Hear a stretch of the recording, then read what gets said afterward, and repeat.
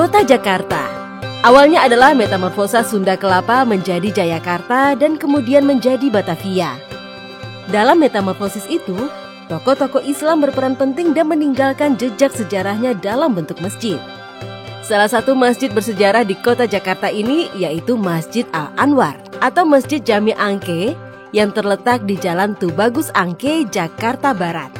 Kini, masjid yang didirikan pada tahun 1761 Masehi atau tahun 1174 Hijriah itu masih berdiri kokoh di sebuah gang sempit yang kini ramai penduduknya.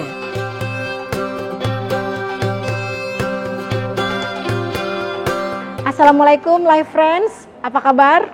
Semoga puasanya lancar ya. Nah, jumpa lagi dengan Ira Latif di sini di acara Jelajah Masjid Kuno dan Bersejarah yang dipersembahkan oleh BNI Live. Nah, saat ini saya berada di Masjid Jami Al-Anwar, itu di kawasan Angke atau lebih dikenal sebagai Masjid Jami Angke. Dan keunikannya juga masjid ini punya simbol-simbol berbagai budaya. Ada etnis Cina, ada Bali, ada Arab, dan juga lain-lain. Nah, live friends tertarik untuk menyimak apa saja hal menarik dari masjid ini? Yuk kita simak bareng.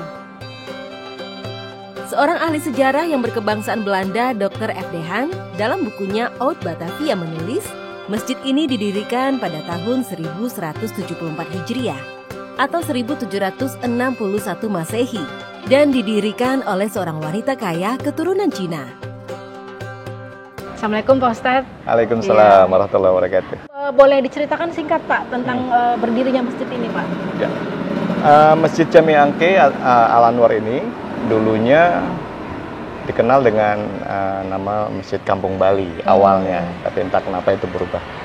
Masjid Jami Angke berdiri pada tahun 1761 Masehi atau 1174 Hijriah.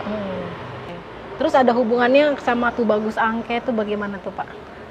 Iya, Tubagus Angke jelas memiliki keterkaitan dengan Kampung Angke itu sendiri karena masa-masa pemerintahan beliau sebagai Adipati Jayakarta yang kedua setelah Batahila. Kampung Angke inilah salah satu peninggalan dari beliau. Oke. Nah, itu kan masyarakat juga mungkin salah mengerti masjid ini yang bangun Tubagus Angke. Ya, yang benar seperti apa Pak? Ketika masjid ini berdiri 1761, Pangeran Tubagus Angke itu sudah wafat. Sudah tidak ada mungkin anak-anak keturunannya yang melanjutkan, yang menyaksikan berdirinya masjid ini. Tapi sebelum masjid ini berdiri memang sudah ada satu mungkin surau kali ya, musola kecil dulunya untuk tempat singgah, tempat beribadah dulunya. Itu mungkin di abad-abad 16. Jadi namanya Tubagus Angke itu memang dari dulu tuh sudah dikasih nama Tubagus Angke ya? Ya, awalnya dari Kampung Bali tadi, baru berubah menjadi Kampung Angke. Oh, ke Kampung Angke. Jadi masjidnya pun dipakai, dikenakan nama Masjid Jami Angke. Al-Anwarnya itu baru di abad ke-19. Artinya apa itu Pak? Bersinar ya. Bersinar, oke. Jadi nama lain dari Masjid Jami Angke karena kebanyakan nama-nama masjid itu berbau bahasa Arab ya. Itu ditambahkan Al-Anwar. Bangunan utama Masjid Angke masih berdiri kokoh dengan beberapa bangunan tambahan yang dibuat di sekelilingnya. Perpaduan budaya pada arsitektur masjid inilah yang menjadi daya tarik bagi pendatang. Mereka tidak hanya ingin beribadah tapi juga berwisata ke masjid ini.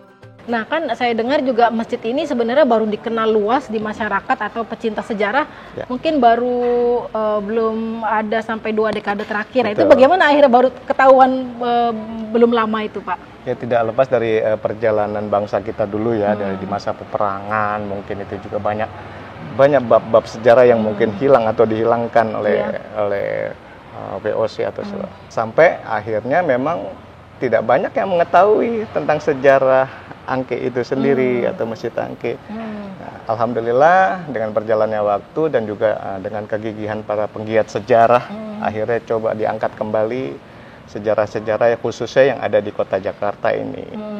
Sampai sekarang ya alhamdulillah sudah banyak yang lebih tahu.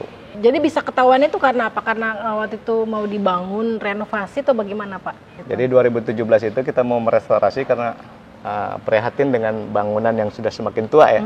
1761 hampir 300 tahun. Jelas itu membutuhkan penanganan yang khusus dan juga dari pihak-pihak yang terkait termasuk cagar budaya. Melibatkan juga para arkeolog, kemudian juga sejarawan-sejarawan. Dan juga kami dibantu oleh satu yayasan yang memang konsen dalam memperhatikan bangunan-bangunan cagar budaya, yaitu Lingwa. Kami pun berterima kasih dengan kontribusi dari yayasan tersebut, sehingga disitulah baru ketemu, oh iya ternyata di Angke itu memiliki histori sejarah yang luar biasa dan penting untuk kota Jakarta dari abad ke-15 sampai abad sekarang. Iya, Mbak, ini kan salah satu masjid tertua di Jakarta ya Pak ya. Pemeliharaannya gimana nih Pak? Ya, untuk pemeliharaan memang tidak seperti bangunan-bangunan kebanyakan sekarang ya. Jadi perlu penanganan yang lebih intens, lebih tanpa harus merubah atau merusak bentuk sejarahnya gitu kan. Bagian yang masih asli yang mana? Alhamdulillah Masjid Jami Angke ini masih sekitar 80% asli bentuknya, tidak dirubah sama sekali. Paling ada beberapa material yang di tahun 2017 kemarin kita restorasi, kita ganti karena sudah tidak memungkinkan lagi dipertahankan. Tapi kita ganti dengan jenis kayu yang sama. Masjid dengan luas bangunan 15 kali 15 meter persegi ini memiliki perpaduan arsitektur yang harmonis dari budaya Bali, Jawa, Banten kuno, Belanda, dan Tionghoa. Semua itu terlihat dari bentuk dasar bangunan, ujung atap, kusen, daun pintu, lubang angin, hingga bentuk anak tangga yang memiliki karakter khusus. Kalau arsiteknya saya dengar juga orang Tionghoa tuh ya Pak? Ya betul, beliau itu Muslim, orang Tionghoa yang sudah Muslim, yang ingin menyumbangkan seni arsitekturnya mungkin ya, dipaduk. Beliau lah yang memadukan dari unsur-unsur seni arsitektur ini, Eropa, Bali, Arab. Jadi ada lima seni arsitektur yang dipadukan ke dalam bentuk bangunan masjid ini. Terutama di pintu gerbang, pintu utama ini yang ada di hadapan kita ini sudah disuguhi dengan seni ukir Bali di atasnya itu. Kemudian dipadukan dengan bentuk yang tinggi besar, itu Jawa, dan juga Eropanya. Di jeruji-jeruji jendela itu juga bergaya Eropa. Ketika kita masuk ke dalam ruangan masjidnya, itu ada 4 tiang utama, Sokoguru. Itu bergaya seni Tionghoa dan Eropa yang dipadukan dalam ornamen-ornamennya. Untuk Arabnya sendiri ada di mihrab atau mimbar, itu gaya Moris. Untuk Tionghoanya sendiri lebih kental, bisa kita lihat di bagian atap masjid. Kalau orang-orang Tionghoa sekitar sini menyebutnya seperti kelenteng katanya. Kemudian Jawanya dengan ukiran-ukiran juga. Ya alhamdulillah semua itu masih bisa kita lihat, bisa kita nikmati sampai sekarang. Keberadaan arsitektur bangunan Masjid Angke sendiri yang mencerminkan keragaman etnis yang ada di Indonesia atau dahulu disebut Nusantara. Sehingga arsitektur dan kisah kampung Angke di masa lalu dapat menjadi sebuah representasi bahwa kebinekaan sudah ada di Indonesia, bahkan sebelum negara Indonesia lahir.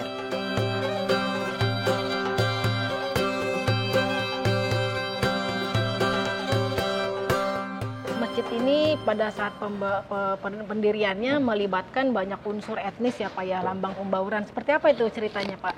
Tidak lepas dari kehidupan masyarakat tempo dulunya di kampung Angke ini dulunya, dengan multikultural, multi etnis, banyak suku, banyak agama yang mendiami kampung Angke, dengan rukun, damai, dengan toleransi yang sangat tinggi. Bahkan itu membekas sampai sekarang. Perbedaan-perbedaan itu tidak menjadi perpecahan di masyarakat yang mendiami Kampung Angke. Dan itu ya sebenarnya pelajaran bagi kita semua sebagai anak bangsa, bahwa kerukunan itu memang harus kita tetap jaga, kita lestarikan, bahkan jangan sampai terpecah dengan toleransi yang sangat tinggi. Baik. Nah, kalau dulunya kan sejarahnya memang di kampung sini penuh toleransi ya Pak ya. Betul. Kalau sekarang bagaimana kondisi kehidupan masyarakat di sekitar masjid sini Pak? Apakah Alhamdulillah masih bisa kita lihat, dan biasa dari tahun ke tahun kita melaksanakan buka puasa bersama, menyediakan tajil, dan ini juga kontribusi dari masyarakat dan jamaah yang ada. Dan itu bukan hanya yang muslim saja, yang non muslim juga banyak yang memberikan kontribusinya untuk orang-orang yang berbuka. Disitulah bisa terlihat satu bentuk kerukunan yang masih terjaga sampai sekarang. Percampuran etnis yang beraneka ragam di Kampung Angke sampai sekarang. Cuma yang sudah tidak ada mungkin dari suku Balinya sudah tidak ada di sini. Kalau yang Tionghoa, Jawa masih ada, Arab masih ada. Masih turut membantu juga masjid ini, Alhamdulillah, Pak? Masih tetap kontribusi mereka terhadap bangunan sejarah, karena mereka juga merasa bangga dengan adanya bangunan sejarah masjid ini. Menjaga eksistensi masjid sebagai ikon dan cerminan budaya kerukunan dalam masyarakat yang plural dan multikultural menjadi salah satu tugas yang selalu diupayakan oleh segenap para pengurus Masjid Jami Angke.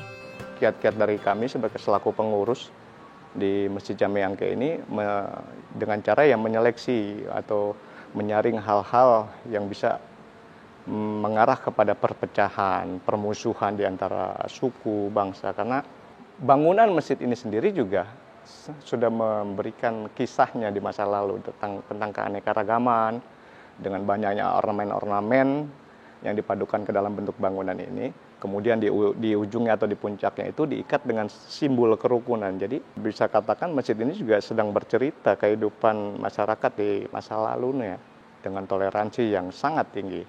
Itu PR kami dan generasi berikutnya untuk tetap menjaga persatuan dan kesatuan bangsa.